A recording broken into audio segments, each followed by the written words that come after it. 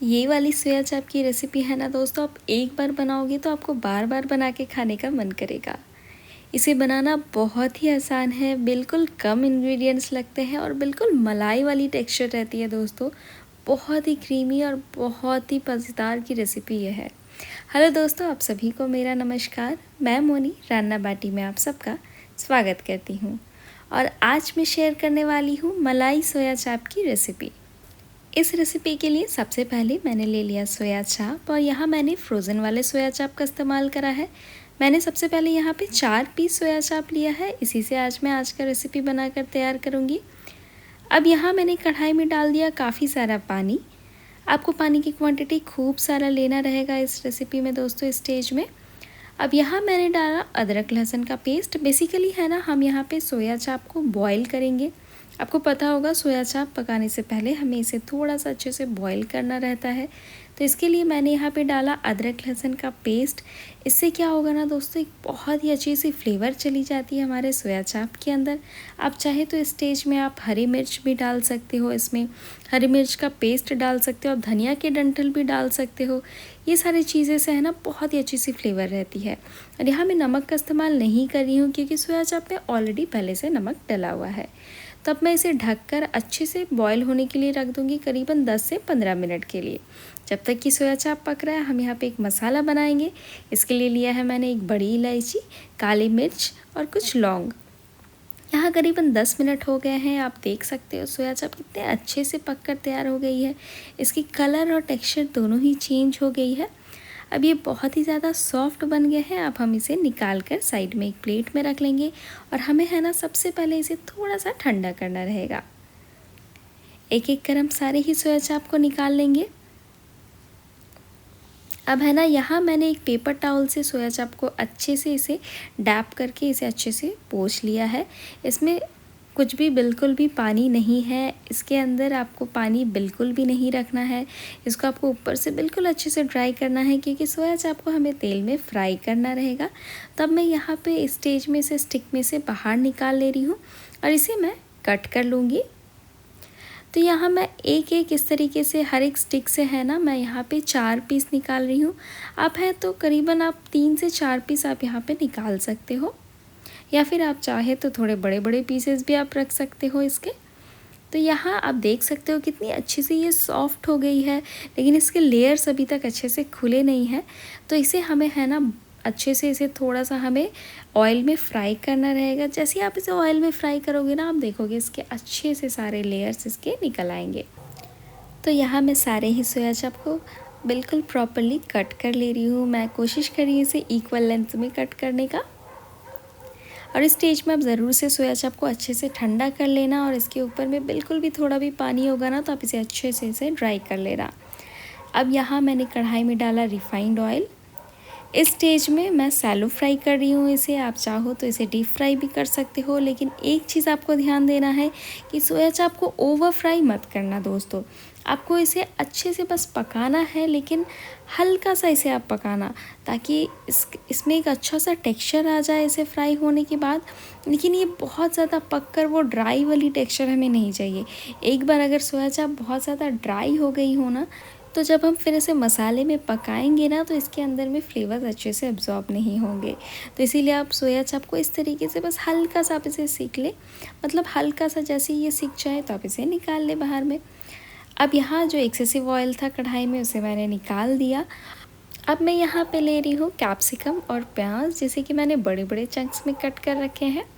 अब प्याज और कैप्सिकम को डालने के बाद आपको ओवन के हीट को बिल्कुल हाई पे कर देना है और इसे हम 2 से 3 मिनट के लिए अच्छे से भुनेंगे, जब तक कि प्याज और कैप्सिकम अच्छे से सिक ना जाए, इसकी कलर अच्छी सी थोड़ी चेंज ना हो जाए, तब तक हमें इसे पकाना रहेगा। वैसे ध्यान रखें आप इसे हाई हीट पे ही पकाएं, क्योंकि हमें प्याज कैप्सिकम को सॉफ्ट नहीं करना है, इसका क्रंच हमें रखना है। अब यहाँ कढ़ाई में मैंने फिर से डाला थोड़ा सा तेल और थोड़ा सा मक्खन। आप चाहें तो सिर्फ मक्खन से भी इसे कर सकते हैं, या फिर सिर्फ तेल से भी आप कर सकते हैं। थोड़ी सी क्रीमी सी टेक्सचर के लिए मैंने यहाँ पे मक्खन का इस्तेमाल करा। अब यहाँ मैं डाल रही हूँ अदरक लहसुन का पेस्ट। वैसे तो मैंने अदरक लहसुन सोया चाप को बॉईल करते वक्त भी डाला था, लेकिन यहाँ ग्रेवी में भी हम अदरक लहसुन के पेस्ट का इस्तेमाल करेंगे। अब यहाँ है ना, हम हरी मिर्च का पेस्ट या फिर हरी मिर्च हम स्लाइस किया हुआ इसमें डालेंगे। इसमें हम लाल मिर्च नहीं डालेंगे दोस्तों।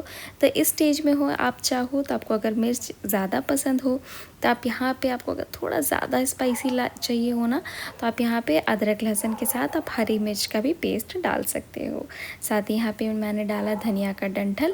और अब मैं सारी ही चीज़ों को बिल्कुल अच्छे से मिक्स करूँगी। आपको इसे अच्छे से पकाना है जब तक कि तेल अच्छे से सेपरेट ना हो जाए और मसाले का कच्चापन ना चला जाए। बिल्कुल लो हीट पे मैंने इसे पकाया है अच्छे से। अब अवन के हीट को बिल्कुल लो पे करके मैंने यहाँ पे डाला दही। यहाँ मैंने रूम टेम्परेचर वाला दही डाला है और दही को अच्छे से फैट कर डाला है। इसी के साथ मैं डाल रही हूँ इसमें धनिया पाउडर और साथ ही मैं यहाँ पे डालूँगी काजू का पेस्ट। यहाँ है ना, मैंने 6 से 7 काजू ले लिया है और उसको मैंने अच्छे से सोक कर रखा था और उसके बाद मैंने इसका पेस्ट बनाकर तैयार कर लिया। अब इन सारे ही इंग्रेडिएंट्स को हमें अच्छे से लो हीट पे ही पहले पकाना है। लो हीट पे अच्छे से मिक्स करने के बाद आप अवन के हीट को बढ़ाकर इसे उसके बाद आप चलाते जाए। क्योंकि हमने दही का इस्तेमाल करा है तो बहुत ही ज़रूरी है दोस्तों, आप इसे पहले लो हीट पे ही पकाएं, वरना दही फट जाएगी और मसाले अच्छे से पकेंगे नहीं। अब आप देख सकते हो यहाँ मैं डाल रही हूँ स्वाद अनुसार नमक। इस स्टेज पे मसाले लगभग यहाँ पे 60 to 70% पक गए हैं। थोड़ी बहुत ऑयल भी इससे रिलीज़ होने लगी है। यहाँ पे अब मैं सारे ही चीज़ों को और भी अच्छे से मिक्स कर लूँगी। मसाले को हमें थोड़ा सा और यहाँ पे पकाना रहेगा जब तक कि इसमें से तेल अच्छे से रिलीज़ ना हो जाए, क्योंकि हमने यहाँ पे काजू का पेस्ट डाला है। साथ ही मैंने यहाँ पे दही का भी इस्तेमाल करा है, तो इसमें से अच्छी अमाउंट में तेल रिलीज़ होंगी। अब यहाँ पे मैंने डाला मसाला, जिसे कि मैंने अभी भी बनाकर तैयार करा, काली मिर्च, बड़ी इलायची और लौंग के साथ। तो मसाला बहुत ही इजी है, आपको अच्छे से ड्राई रोस्ट करना है और उसके बाद आपको मिक्सर ग्राइंडर में डाल के इसका अच्छा सा एक पाउडर बना लेना है। तो मसाला को भी मैंने यहाँ पे डाल दिया और इस मसाले से है ना बहुत ही अच्छी सी एक फ्लेवर आती है। अब देख सकते हो इस स्टेज में कितनी अच्छी से यहाँ पे तेल रिलीज़ हो गई है। अब यहाँ पे मैं डालूँगी पानी। पानी आप अपने हिसाब से एडजस्ट कर सकते हो। मैं इसे ग्रेवी वाली कंसिस्टेंसी में नहीं रखूँगी। ये रेसिपी है ना, मैं लटपटी सी बनाकर तैयार करूँगी, इसलिए यहाँ पे पानी मैंने 1 कप डाला। अगर आपको ग्रेवी वाली चाहिए हो तो आप पानी की क्वांटिटी थोड़ा और बढ़ा सकते हो, लेकिन है ना, मैं सजेस्ट करूँगी इस स्टेज में आप कंसिस्टेंसी थोड़ी पतली रखना। पतली कंसिस्टेंसी रखने से क्या होगा ना कि जब आप इस पर सोया चाप डालोगे तो मसाले अच्छे से, फ्लेवर्स अच्छे से सोया चाप के अंदर एब्जॉर्ब होंगे। तो जैसे ही पानी में एक अच्छी सी उबाल आ जाए, मैंने यहाँ पे डाला फ्राई किया हुआ सोया चाप। और सोया चाप को डालने के बाद हमें अच्छे से फिर से सारी चीज़ों को मिक्स करना रहेगा। और जैसे कि मैंने आपको पहले भी बोला, सोया चाप को आप ओवर फ्राई ना करें दोस्तों, और आप इसे लाइटली ही फ्राई करें, क्योंकि अगर आप इसे ओवर फ्राई करेंगे तो इस स्टेज में है ना, सोया चाप अंदर से बहुत ज़्यादा ड्राई हो जाएंगी, ये अंदर से हार्ड हो जाएंगे और इसके अंदर मसाले या फिर फ्लेवर्स अच्छे से अब्जॉर्ब नहीं होंगे। तो इस स्टेज में आपको अवन के हीट को बिल्कुल लो पे कर देना है और इसे ढककर हम लगभग 10 से 15 मिनट के लिए पकने के लिए छोड़ देंगे। बीच बीच में आपको ज़रूर से आके इसे चलाते जाना है, क्योंकि हमने काजू का पेस्ट डाला है, इसे बीच बीच में इसे चलाना भी बहुत ज़्यादा ज़रूरी है। लगभग 15 मिनट हो गए हैं। अब आप देख सकते हो ग्रेवी की कंसिस्टेंसी कितनी अच्छी हो गई है, बिल्कुल लटपटी सी टेक्सचर आ गई है इसमें। मैं सारी चीज़ों को अच्छे से मिक्स कर लूँगी। सोया चाप पे बिल्कुल अच्छे से सॉफ्ट बन गई है। यहाँ पे मैं डालूँगी फ्राई किया हुआ प्याज और कैप्सिकम और प्याज डालने के बाद है ना, आपको इसे बहुत ज़्यादा नहीं पकाना है। साथ ही यहाँ पे मैंने डाला तीखेपन के लिए हरी मिर्च, जिसे कि मैंने स्लाइसेस में कट कर लिया है।